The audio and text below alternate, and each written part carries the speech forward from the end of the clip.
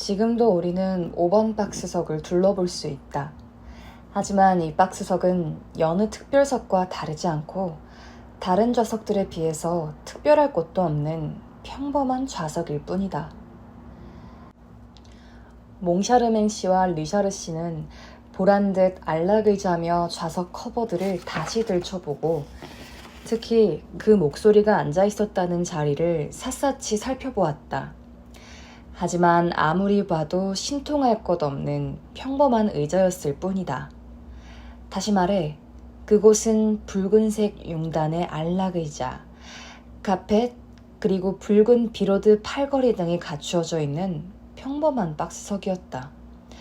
더없이 신중한 태도로 바닥에 깔린 카펫까지 손으로 두드려 본 뒤 아무 이상한 점도 발견하지 못한 두 사람은 5번 박스석 바로 밑에 칸막이석으로 내려왔다. 오케스트라석의 좌측 첫 번째 출입구와 인접한 5번 칸막이석도 샅샅이 뒤져보았지만 결과는 마찬가지였다. 마침내 피르맹 리샤르 씨가 이렇게 외쳤다. 다들 우릴 가지고 놀고 있어. 좋아, 이번 토요일 파우스트 공연이 있을 때 우리가 직접 5번 박스석에 앉아보자고.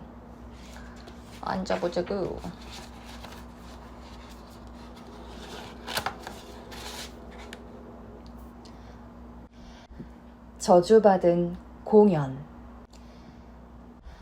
토요일 아침 출근한 극장장들은 오페라의 유령이 각자에게 보낸 편지를 받았다. 극장장님들께 전쟁을 원하시나요? 아직 평화를 원하신다면 이것이 마지막 통첩입니다. 다음 4가지 조건을 명심하기 바랍니다. 첫째, 내 지정석을 돌려주고 이 순간부터 언제든 내가 원할 때 이용할 수 있게 할 것. 둘째, 오늘 저녁 크리스틴 다에가 마르그리트 역을 맡아 노래하도록 할 것. 카를로타는 아플 예정이니 신경 쓰지 말 것. 셋째, 내 좌석 안내인인 지리보인을 당장 업무에 복귀시켜 서비스를 제공토록 할 것. 넷째, 전임자들이 그랬듯이 내게 월 수당을 지급하겠다는 이행각서를 지리부인을 통해 전달할 것. 지급 방식에 대해서는 추후에 알려주겠음. 위 사항을 따르지 않을 시 여러분은 오늘 저녁 저주받은 공연을 관람하게 될 것임. 잘 알아들었기를. 오페라의 유령. 미치겠군. 미치겠어! 리샤르가 자기 책상을 내리치며 소리를 질렀다. 그런 중에 지배인인 메르시에가 들어왔다. 라슈날이 2분 중 1분을 뵙고자 합니다. 아주 급한 모양인데 무슨 일이 일어날 것 같습니다. 라슈날이 누구요? 리샤르가 물었다. 우리 극장의 마부장입니다. 누구라고? 극장 마부장? 그렇습니다. 우리 오페라 극장엔 마부가 여럿 있는데 라슈날 씨가 총 책임자입니다. 마부가 여기서 무슨 일을 한다는 거요? 마사를 총괄하는 일을 하죠. 무슨 마사를? 극장의 마사지요. 우리 오페라 극장 말입니다. 오페라 극장에 마사가 있다고요? 이런, 난 까맣게 모르고 있었는데. 그게 대체 어디에 있다는 거요? 원형 건물 밑에 있습니다. 말이 12필 있는데 아주 중요한 업무를 맡고 있죠. 12마리나? 맙소사, 그게 왜 필요하지?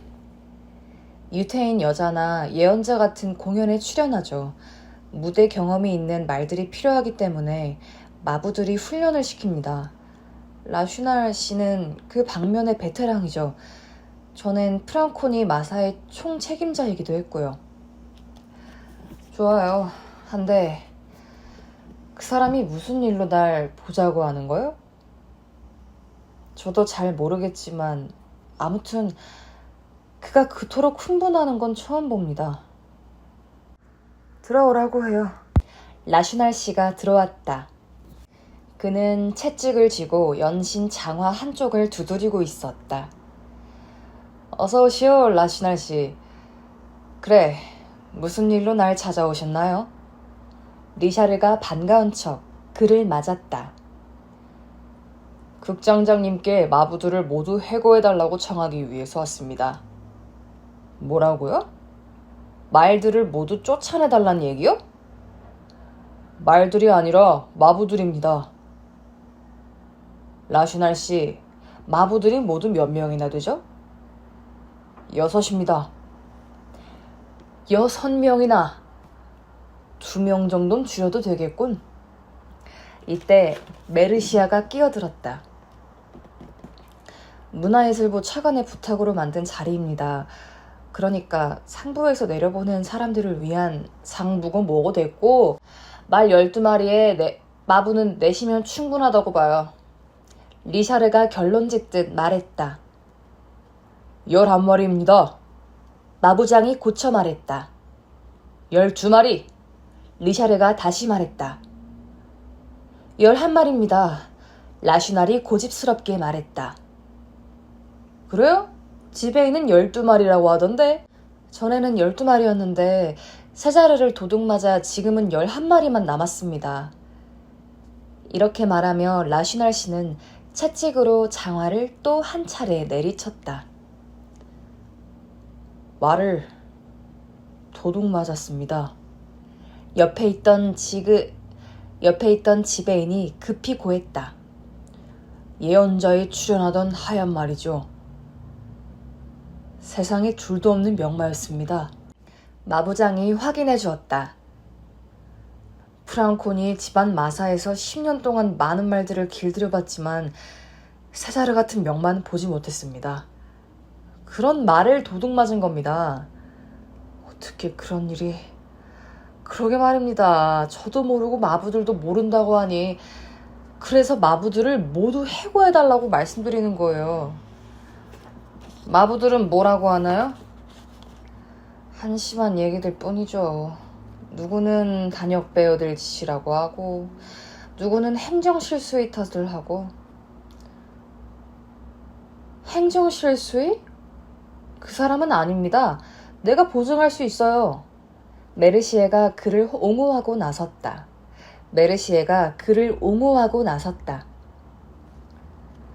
그렇다면 마부장 양반, 댁도 지피는 데가 있을 거 아니오? 리샤르 씨가 소리치듯 말했다. 물론 있지요. 하나 있습니다. 그걸 말씀드리려고 온 겁니다. 그러니까 제 생각에는 틀림없이... 그리고 마부장은 두 극장장에게 다가가 귀에 대고 속삭였다. 유령짓입니다.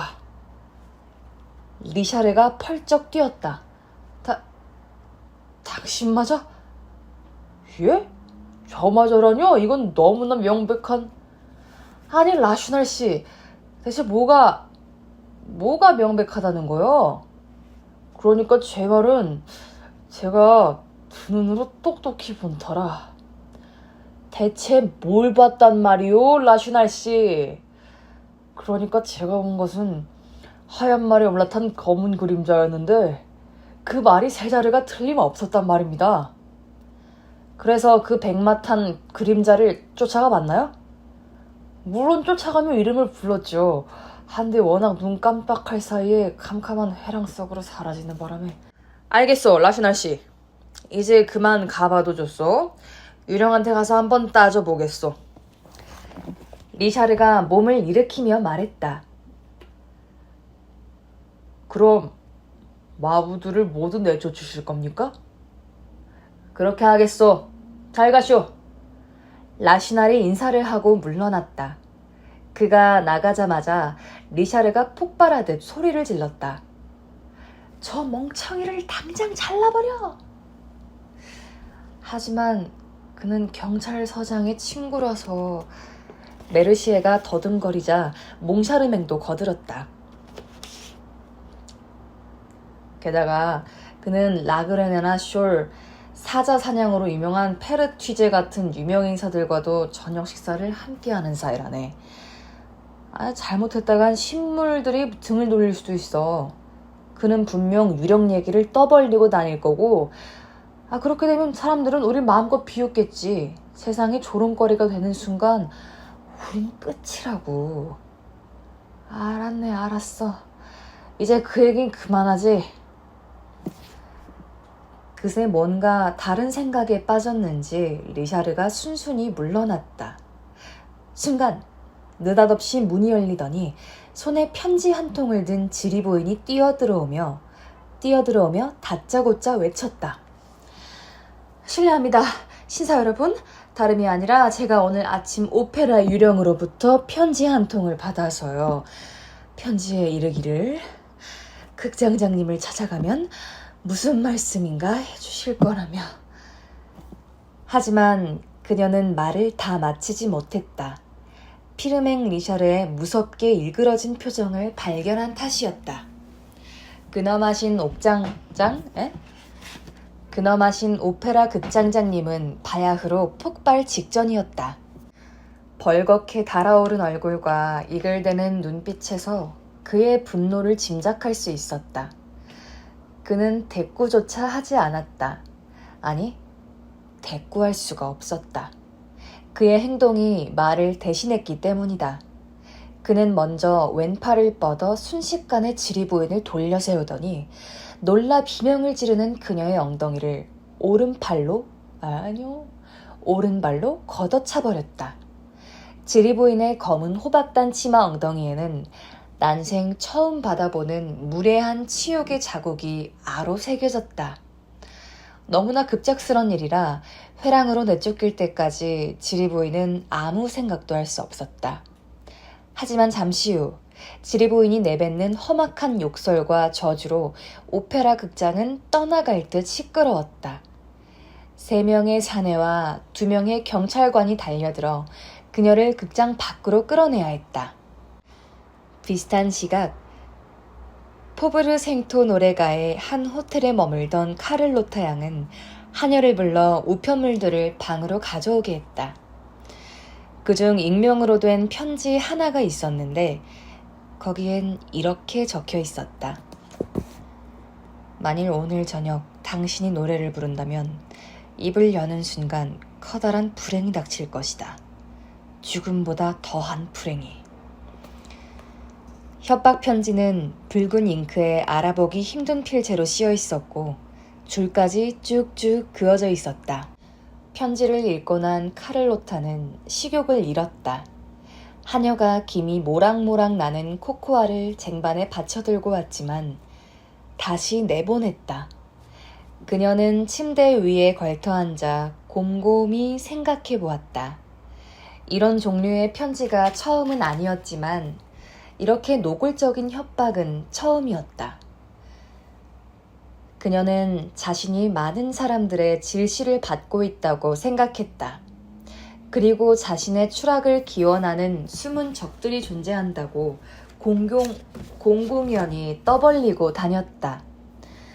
그리고 자신을 향한 이런 악의적인 음모의 진상이 언젠가는 낱낱이 밝혀질 것이라며 자신은 그런 술책에 겁먹을 여자가 절대 아니라고 큰 소리치곤 했다. 하지만 음모라는 것이 정말 있다면 오히려 카를로타가 가엾은 크리스틴을 상대로 꾸미고 있다는 게 맞는 말일 것이다. 카를로타는 크리스틴이 최근 자기 자리를 대신하여 거둔 벼락 성공을 절대 인정할 수 없었다. 자신의 대역으로 출연하던 크리스틴이 엄청난 성공을 거두었다는 소식을 전해들은 카를로타는 막 시작된 기관지염마저도 바로 나아버렸고 극장의 처우 때문에 품었던 불만도 눅눅듯 사라져버렸다. 이제 그녀는 자기가 본래 맡았던 배역을 한시도 포기하려 하지 않았다. 더불어 자신의 라이벌을 밟아버리기 위해 안간힘을 썼고 극장장 주변의 인맥들을 이용해 크리스틴에게 다시는 기회가 닿지 않도록 다방면으로 손을 썼다. 그 결과 크리스틴의 재능에 주목하던 신문들도 점차 카를로타를 위해 지면을 할애하게 되었다. 급기야 이 콧대 높은 디바는 극장 안에서조차 크리스틴을 향해 독설을 퍼붓고 행패를 부리기 시작했다. 카를로타는 점점 심장과 영혼을 잃어버린 악기가 되어갔다. 물론 성능이 좋은 악기이긴 했다. 독일뿐만 아니라 이탈리아와 프랑스의 거장들까지 넘나드는 그녀의 레퍼토리는 대형 가수로서의 야심을 펼치기에 충분했다.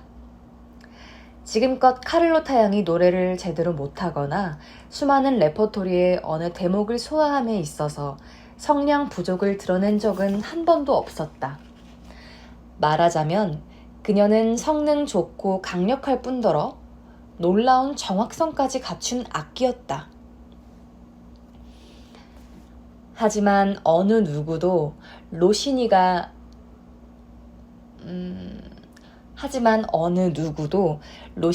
자신을 위해 독일어로 어두운 숲을 불러준 크라우스에게 했다던 당신의 노래에는 영혼이 있군요.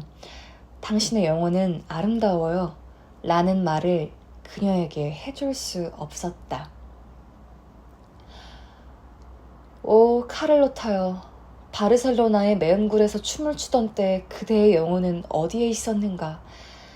파리의 초라한 천막 무대에서 술 취한 여자들의 처량한 단가들을 부를 때 단가들을 부를 때 그대의 영혼은 어디에 있었는가?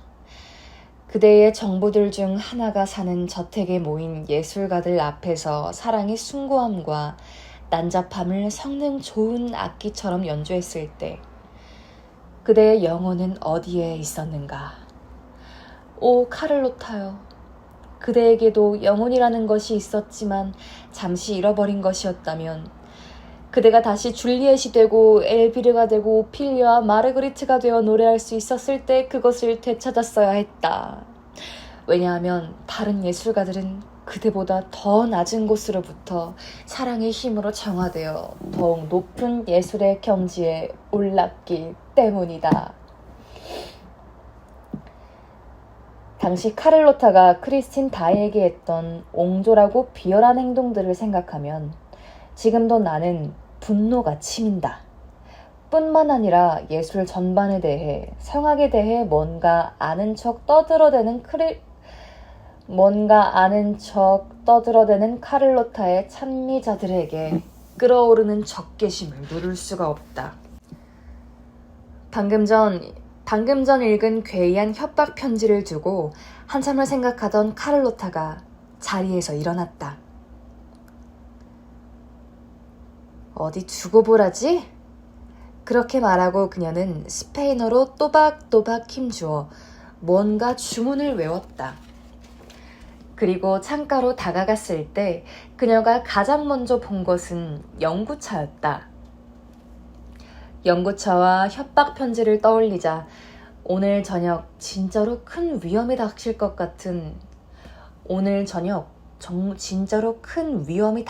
같은 불길한 예감이 들었다.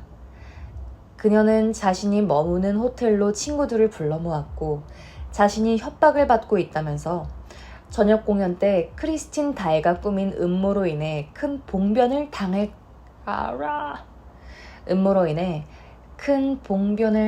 될 거라고 떠벌렸다. 그러므로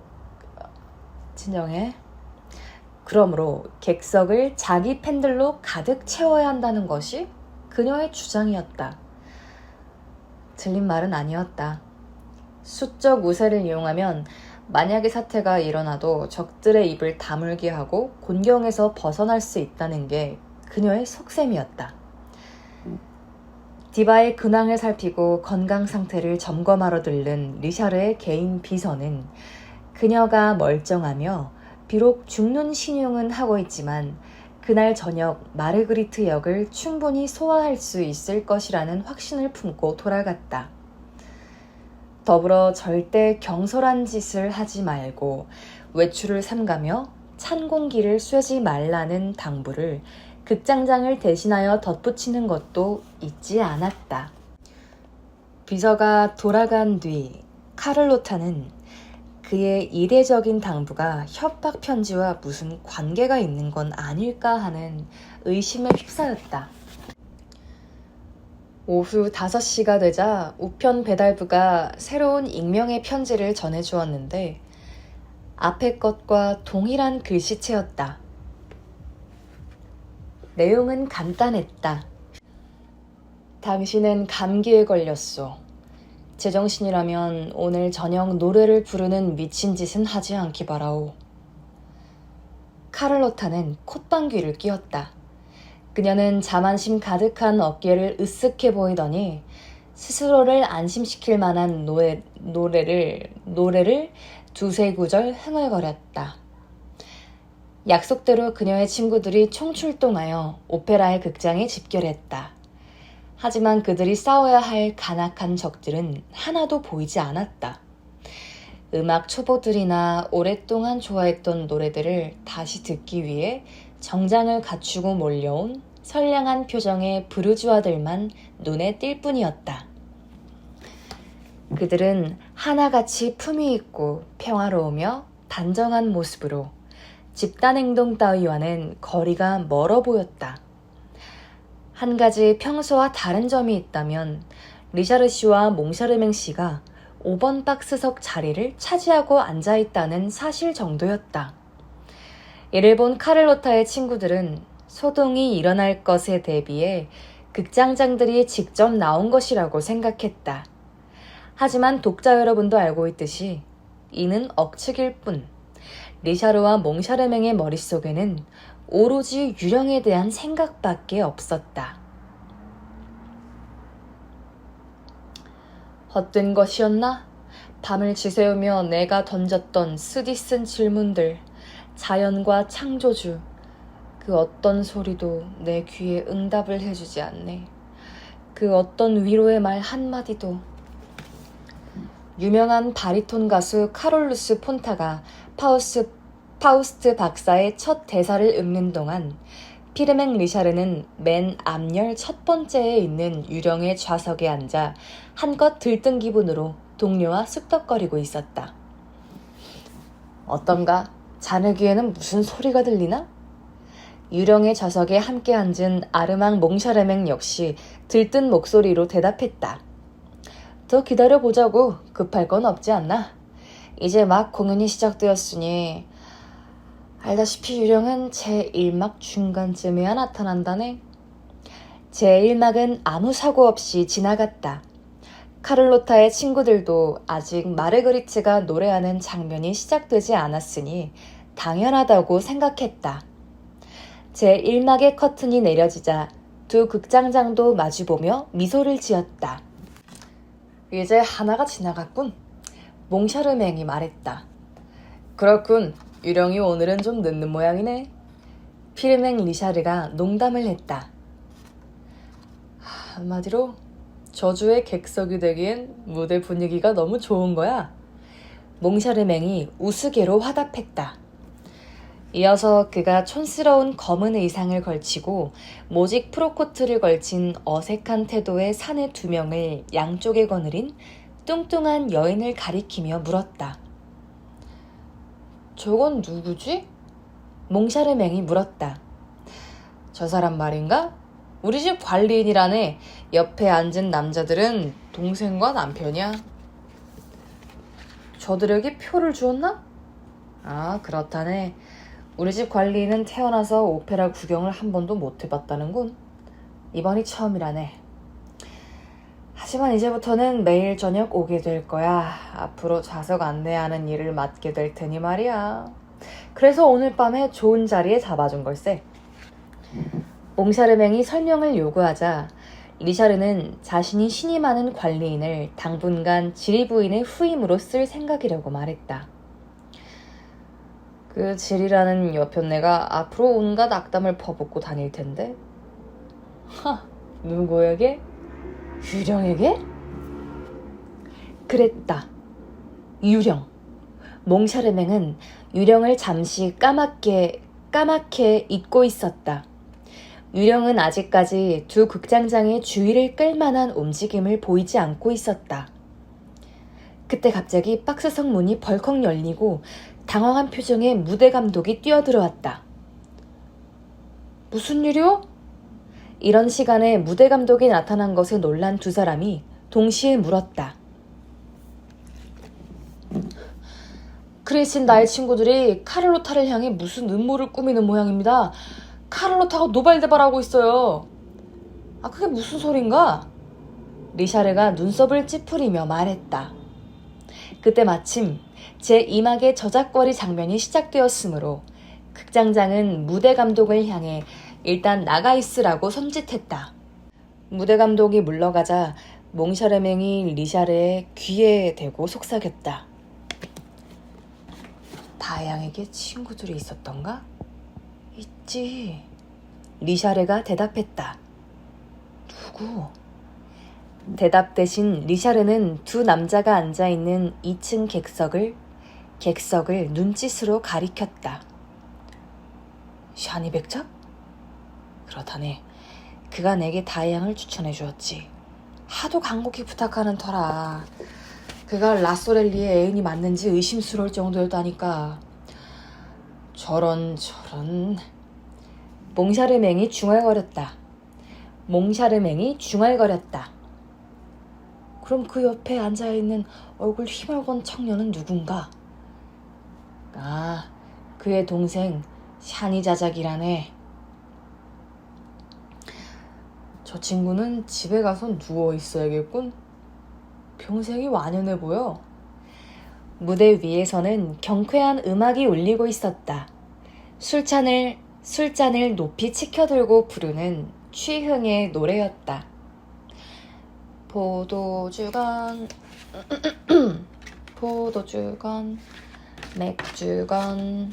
맥주건 포도주건 내 술잔을 채워 넘치게 하라. 학생, 부르주아 군인 아가씨, 아낙네들이 흥에 겨워 주점 앞에서 바쿠스를 찬양하는 장면이었다. 그때 시에벨이 등장했다. 분장한 크리스틴 다이의 모습은 매력적이었다. 젊음이 뿜어내는 생기와 우수어린 아름다움이 첫 등장부터 사람들의 눈을 사로잡았다. 카를로타의 친구들은 우레 같은 함성과 함께 크리스틴 일당의 음모가 시작될 거라 예상했다. 하지만 어색한 박수 소리만 몇 번 터져 나왔을 뿐 함성 따위는 없었다. 반대로 마르그리트가 무대에 등장하여 제2막의 두 구절을 부를 땐 브라보 소리와 함께 카를로타를 연호하는 함성이 터져 나왔다. 신사 여러분, 저는 그리 아름답지 못한 처녀랍니다. 그러니 제게 손을 내밀 필요가 없답니다. 그야말로 예기치 못한 함성이었기에 사정을 모르는 대부분의 사람들은 무슨 일이 있나 하는 표정으로 서로를 쳐다보았다. 이렇게 제2막도 아무 일 없이 지나가자 사람들은 수군대기 시작했다. 아무래도 다음 무대인가 봐. 자신들이 눈치가 빠르다고 생각하는 사람들은 툴레왕의 술잔 장면에서 소동이 일어날 거라고 확신하며 카를로타에게 이를 알리기 위해 회원 전용 출입구로 달려갔다. 두 국장장은 무대 감독이 얘기했던 음모에 대해 더 알아보려고 막간에 박스석을 나와보았지만 별일 없다는 걸 확인하곤 어깨를 으쓱하며 돌아왔다. 그런데 박스석에 돌아온 그들의 눈에 팔걸이용 탁자 위에 얹어진 영국식 봉봉사탕 상자가 눈에 띄었다. 누가 이걸 갖다 놓았을까? 좌석 안내원들에게 물어보았지만 아무도 아는 사람이 없었다. 그리고 다시 박스석으로 돌아왔을 때 이번에는 상자 바로 옆에 오페라 글라스가 놓여 있었다. 두 국장장은 서로를 쳐다보았다. 더 이상 웃을 기분이 아니었다. 지리보이니 했던 얘기들이 뇌리를 스치면서 심상찮은 공기가 주위를 휘도는 느낌이었다. 두 사람은 가슴이 철렁한 채로 자리에 앉았다. 무대에선 마르그리트의 정원 장면이 펼쳐지고 있었다.